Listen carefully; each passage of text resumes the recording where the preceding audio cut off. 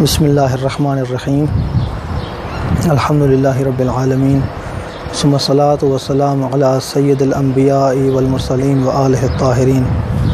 مومنین کرام، ہم نے بیان کیا ہے گزشتہ ویڈیوز کے اندر کہ پیغمبر اسلام صلی اللہ علیہ وآلہ وسلم ماہ رمضان المبارک کے متعلق ارشاد فرماتے ہیں، انفاسکم فیہ تسبیح، اس مہینے کے اندر تمہارا سانس لینا اللہ کی تسبیح شمار ہوتا ہے۔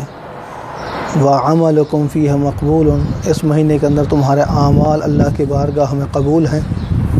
ودعاؤکم فیہ مستجاب، اللہ کی بارگاہ میں جو دعا کی جائے گی وہ اللہ کی ذات ضرور اس کو پورا فرمائے گی، مستجاب ہے اللہ کی بارگاہ میں۔ ونومکم فیہ عبادت، اس مہینے کے اندر نیند کرنا اللہ کی بارگاہ میں عبادت شمار ہوتا ہے، لہذا دعا جو بھی کی جائے گی اس مہینے کے اندر اللہ کی ذات اسے مستجاب فرمائے گی۔ اسی دعا کے حوالے سے نہج البلاغہ کے اندر امیر المؤمنین حضرت علی علیہ السلام کا ایک فرمان موجود ہے، حکمت موجود ہے۔ امیر المؤمنین فرماتے ہیں، جس بندے کو 4 چیزیں عطا کر دی گئیں وہ دیگر 4 سے محروم نہیں ہوگا، یعنی 4 کے لیے کوشش کرنا ہے، دیگر 4 خود بخود عطا ہو جائیں گی۔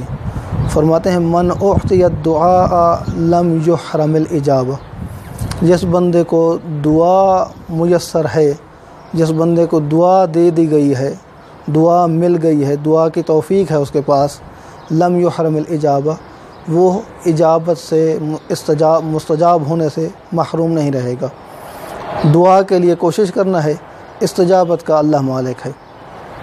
پھر فرماتے ہیں دوسری چیز دعا کے متعلق قرآن مجید کے اندر بھی موجود ہے، ادعونی استجب لکم، اللہ کا ارشاد ہے کہ میرے بندے مجھ سے مانگو، میں تمہاری مانگ کو، تمہاری دعا کو پورا کرنے والا ہوں، میں جواب دینے والا ہوں۔ دوسری چیز امیر المؤمنین فرماتے ہیں، ومن اعطی الاستغفار لم یحرم المغفرہ، جو بندہ اللہ کی بارگاہ میں استغفار کرتا ہے، بخشش کی دعا کرتا ہے، فرماتے ہیں لم یحرم المغفرہ، وہ مغفرت اور بخشش سے محروم نہیں رہے گا۔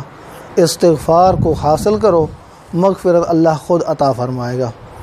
تیسری چیز فرماتے ہیں، ومن اعطی التوبۃ لم یحرم القبول، جس بندے کو اللہ نے توبہ عطا کر دی، جو بندہ اللہ کی بارگاہ میں توبہ کرتا ہے، لم یحرم القبول، تو وہ قبولیت سے محروم نہیں رہے گا، اللہ اسے شرف قبولیت عطا فرمائے گا۔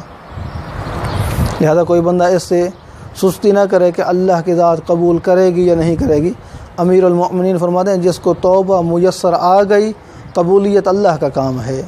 چوتھی اور آخری چیز فرماتے ہیں، ومن اعطی الشکر لم یحرم الزیادہ، جس بندے کو اللہ نے شکر عطا کر دیا، جس بندے کے پاس شکر کی نعمت موجود ہے، شکر ادا کرتا ہے اللہ کا، فرماتے ہیں لم یحرم الزیادہ، وہ اضافے سے محروم نہیں رہے گا۔ شکر کسی چیز کے اندر بھی ادا کیا جائے، مال و دولت کے اندر شکر ادا کرتا ہے، اللہ کی ذات اسے مال و دولت میں اضافہ عطا فرمائے گی۔